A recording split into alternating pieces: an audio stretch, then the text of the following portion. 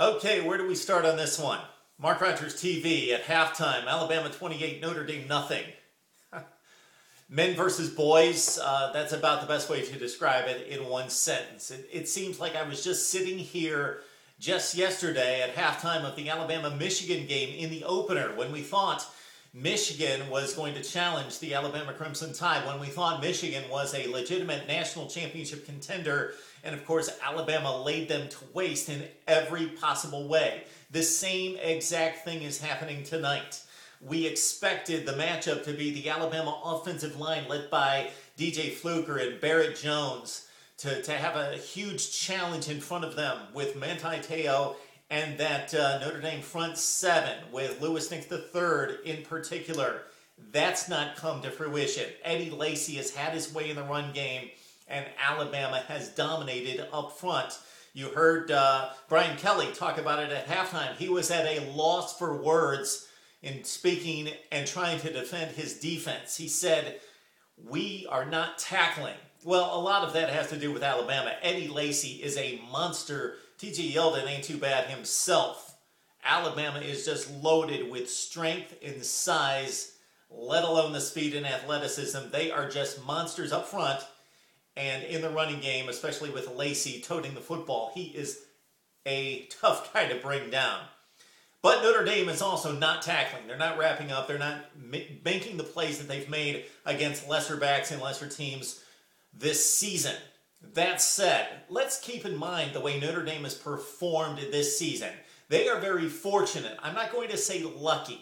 They're very fortunate to be in this position, to be in this game. Well, the way they're performing right now and getting manhandled, not necessarily lucky right now. But you know what I mean. To be in this game, when you consider BYU got within 3 points.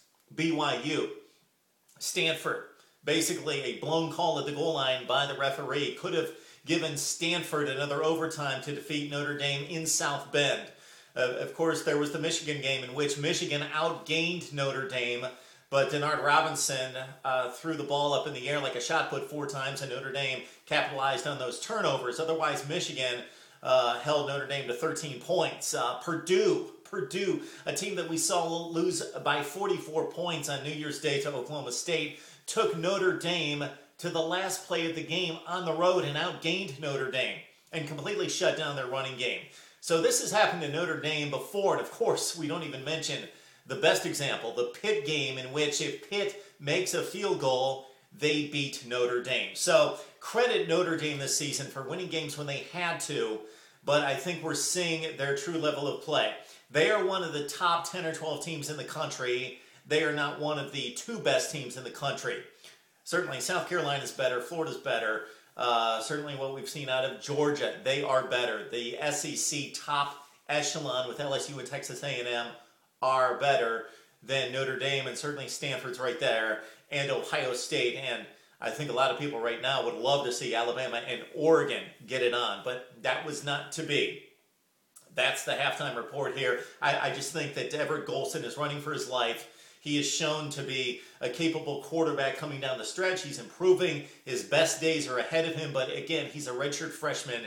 He has not seen this kind of talent on defense. And even looking at the numbers that he's posted against the Purdue's and Michigan States and Michigan's and even Oklahoma, USC, Everett Golson has not had a great season. He's a 58% passer.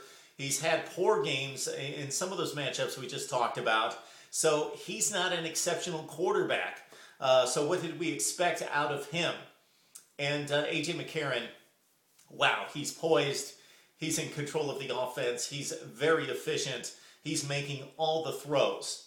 The one thing I would have liked to have seen to possibly have made this just a little bit more competitive and not making any excuses at all, but that first Notre Dame drive, of course, Tyler Eifert did make the catch along the sideline. I thought for sure that play was going to get overturned by the officials. Why it didn't, I have no idea. He clearly made the catch, stayed in bounds. That would have converted a 3rd down, and Notre Dame would have been fairly deep in Alabama territory at that point, and down just 7-0 at that point. Again, Alabama's dominated. That would not have changed anything. Again, Notre Dame, though, would have converted the third down and had a huge play and been rolling at that point down the field against Alabama. Okay, so it's 28-0. Alabama's clearly the best team in the country, and unless something completely unforeseen like we've never seen in the history of this level of play in college football happens, Alabama will win a third national championship in 4 years, and Notre Dame will look themselves in the mirror and think about what needs to be done to reach this level of play. Would love to hear what you have to say about Notre Dame, Alabama. Certainly, we will check out the second half and post a video after the game and possibly go on live as well. Right here on Mark Rogers TV. Please join us in the discussion right here.